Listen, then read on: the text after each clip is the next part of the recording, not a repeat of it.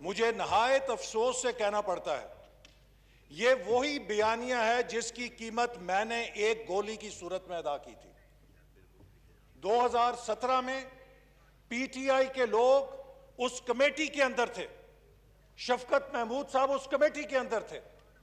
اس ایوان سے جو کچھ ہوا متفقہ ہوا، لیکن جب اس کے اوپر تحفظ کا اظہار کیا گیا تو پورے ایوان نے 24 گھنٹے کے اندر اس کو ریورس کیا وداؤٹ ایون کوشچننگ کہ ضرورت ہے یا نہیں ہے، چونکہ جہاں پہ ناموس رسالت کی بات ہوگی ہم یہ بات بھی برداشت نہیں کر سکتے کہ کسی کی ذہن میں آئیوٹا آف ڈاؤٹ آئے۔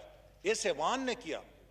اور جناب اسپیکر، میں اس ایوان میں فخر کے ساتھ کہہ سکتا ہوں کہ میرے اوپر گولی چلائی گئی، میں اس خاتون کا بیٹا ہوں جس کو اس ایوان کے اندر ناموس رسالت کا قانون پیش کرنے اور منظور کرانے کا اعزاز حاصل ہے۔ لیکن ان کے بیانیے نے جو ان کے وزراء نے ہماری حکومت کے خلاف چلایا اور لوگوں کو ابھارا، میں نے اپنی جان کے اوپر حملے کی صورت میں اس کی قیمت ادا کی۔ آج اگر میں یہاں کھڑا ہوں تو جناب ہماری بھی نسبت ہے نبی کریم صلی اللہ علیہ وسلم سے، روک لیتی ہے آپ کی نسبت میری طرف جو گولیاں چلتی ہیں۔ ہمیں بھی ناز ہے اپنے نبی کے ساتھ تعلق کے اوپر، اس نسبت نے اس گولی کو روکا ہے اور میری زندگی بچائی۔ اور میرے پہ گولی چلی، 3 ہفتے بعد میں روضہ رسول کے اوپر کھڑا تھا اور مجھ پہ گولی چلانے والا جیل کے اندر تھا۔ تو جناب یہ بات نہ کریں، آپ ناموس رسالت صلی اللہ علیہ وسلم کے اوپر سیاست کرتے ہیں۔ یہ ہر مسلمان کا ایمان ہے، ہر مسلمان کے ایمان کا حصہ ہے۔ اس میں کوئی تخصیص نہیں ہے کہ کوئی مسلم لیگ نون کا ہے، کوئی پی ٹی آئی کا ہے، کوئی پیپلز پارٹی کا ہے، کوئی جے یو آئی کا ہے، جماعت اسلامی کا ہے، ایم کیو ایم کا ہے، کسی بھی جماعت کا ہے۔ جو بھی کلمہ گو ہے اس کے لیے لازم ہے کہ اپنی ذات، اپنے بیوی بچوں، اپنے ماں باپ سے زیادہ نبی کریم صلی اللہ علیہ وسلم کی ذات کے ساتھ محبت رکھے۔ اور آپ کی ختم نبوت کے اوپر اگر کسی کا رتی برابر بھی ایمان ہلتا ہے تو وہ دائرہ اسلام سے خارج ہو جاتا ہے۔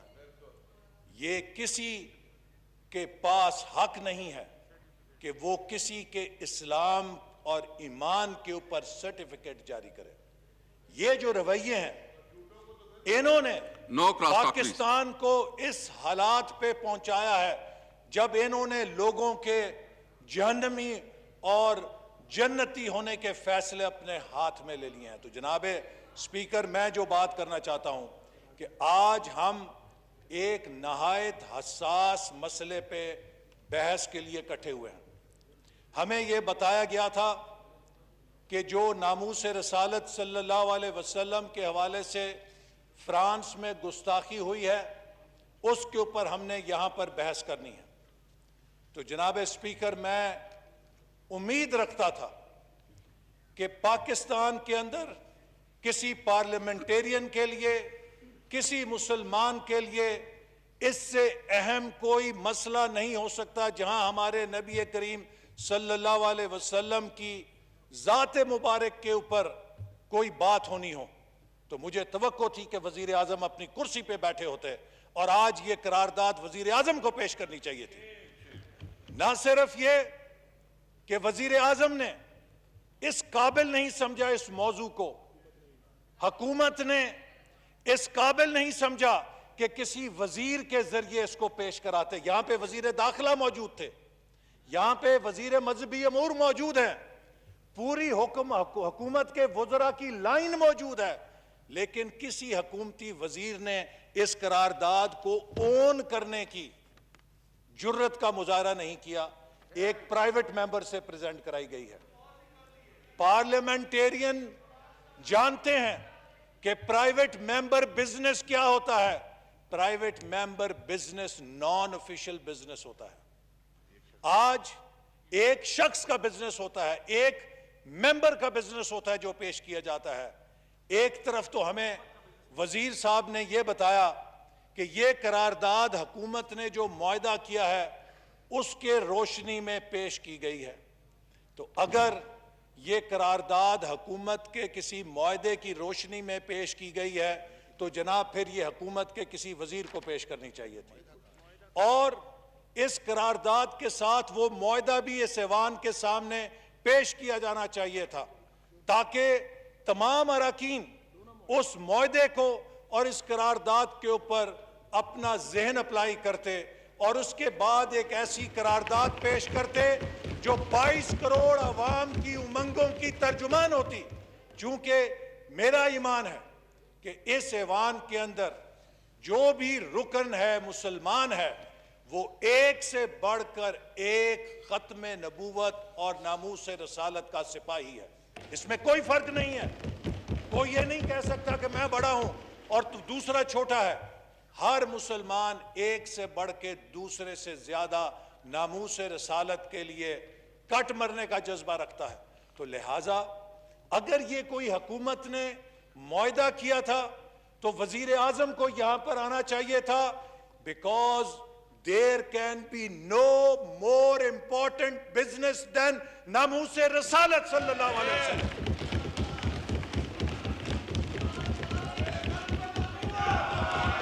شکریہ جی۔ تو نو کراس ٹاک پلیز۔ وزیر اعظم کہاں ہیں کہ اس کا مطلب یہ ہے کہ جب پاکستان کا سب سے بڑا ایوان ناموس رسالت صلی اللہ علیہ وسلم کے حوالے سے بحث کر رہا ہے، پرائم منسٹر صاحب is attending to some other more important business. And what is that more important business, I want to know.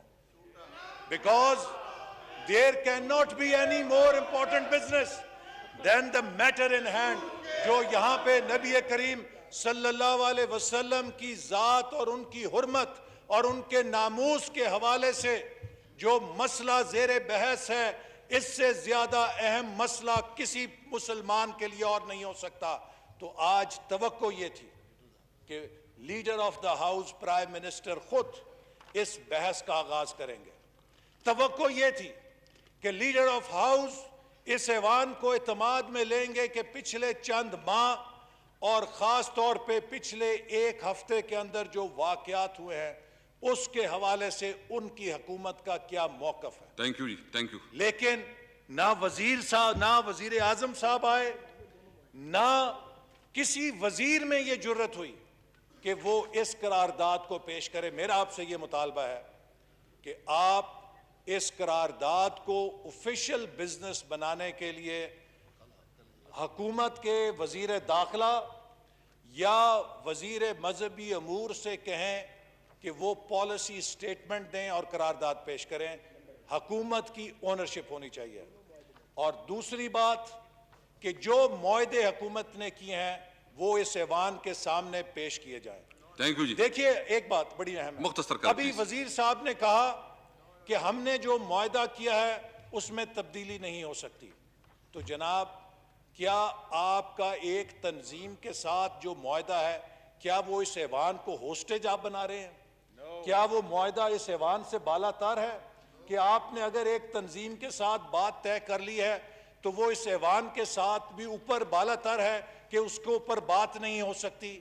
Sorry, پھر ہم یہاں پر بیٹھے کیا کر رہے ہیں؟ پھر ہمیں گھر پہ چلے جانا چاہیے۔ لہٰذا پاکستان کی فوج کے مسئلے، پاکستان کے سیکیورٹی اداروں کے مسئلے اگر اس ایوان کے اندر زیر بحث آ سکتے ہیں تو پھر کسی ایک تنظیم کو ہم اس ایوان کے پرویو سے باہر نہیں کر سکتے۔ تو لہٰذا وہ معاہدے بھی لے کر آئیں، اور جب تک یہ کارروائی جاری ہے میں مطالبہ کرتا ہوں کہ پرائم منسٹر کو پابند کریں کہ یہاں پر بیٹھے رہیں، ان کی غیر حاضری ناقابل قبول ہے۔ اور آخری بات جی پلیز جناب، یہ جو قرارداد ہے اس قرارداد کے اوپر بہت ساری چیزوں کو ہمیں کلیریفیکیشن یوں چاہیے کہ اس میں کانٹرڈکشن ہے. ایک طرف آپ کہہ رہے ہیں کہ فرانسیسی سفیر احسن کو صاحب، آپ کو ملک موقع- سے نکالنے کے مسئلے پر بحث کی جائے. ساتھ ہی لکھ رہے ہیں کہ یہ ایوان اس بات کا بھی مطالبہ کرتا ہے کہ بین الاقوامی تعلقات کے معاملات ریاست کو طے کرنے چاہیے. تو جناب پھر ہم یہ تو جاننا چاہتے ہیں کہ ریاست کا کیا موقف ہے اس کے بارے میں. ریاست بھی اپنا موقف بتائے ہمیں تاکہ ہم اس کی روشنی میں فیصلہ کر سکیں. آپ اس ایوان کو کہہ رہے ہیں کہ بحث کریں، ساتھ ہی اس قرارداد میں کہہ رہے ہیں کہ یہ کام تو صرف ریاست نے کرنا ہے. تو اگر ریاست نے کرنا ہے، جب تک ریاست کا پوائنٹ آف ویو ہمارے سامنے نہیں آئے گا کہ ریاست کیا چاہتی ہے، تو یہ قرارداد کس قسم کی ہے. اسی لیے ہم نے کہا ہے کہ اپوزیشن کے ساتھ بیٹھ کے یہ ناموس رسالت کی قرارداد ہے. ہم چاہتے ہیں کہ یہ 22 کروڑ عوام کے جذبات کی امنگوں کو ترجمانی کرے. سب کی اس میں آپ انپوٹ لیجئے. ہم سب نبی کریم صلی اللہ علیہ وسلم کی حرمت پہ کٹ مرنے کا جذبہ رکھتے ہیں، اور یہ نہ سمجھیں کہ اپوزیشن کسی لحاظ سے کم ہے. تو اس اجلاس کو آپ ایڈجرن کریں، حکومت کو ہدایت کریں کہ اپوزیشن کے ساتھ بیٹھے، اتفاق رائے کے ساتھ ایک قرارداد لے کر آئے. بشک صبح کے اجلاس میں پیش کی جائے، لیکن یہ قرارداد اتفاق رائے کے ساتھ آنی چاہیے. بالکل. اسد عمر صاحب پلیز.